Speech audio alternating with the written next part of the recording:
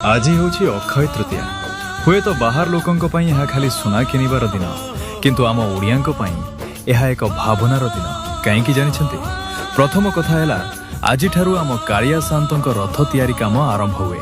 सेइथिपाई पुरीर बड़दाण्ड आज चलचंचल हो जाए। द्वितीय आज हेउछि आखिमुठी अनुकूल। चाषी भाई माने आज बिल को जाई माँ लक्ष्मी को स्मरण करी प्रथम बिहनर मुठा बुणंती। जदि आजिर दिनटी शुभरे काटे तेबे वर्ष सारा हांडी पूर्ण रहिबो बोली आमर विश्वास।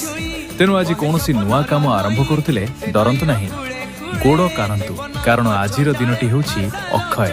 सुना किनिले घर पुरे सत, किंतु चाषी भाई मुठाए बिहन रे सारा दुनियार पेट पुरे। आउ आम कालियार रथरे काठर प्रथम चोटी आम ओडिया जातिर सम्मान। एही माटी और परंपरा ही आम परिचय।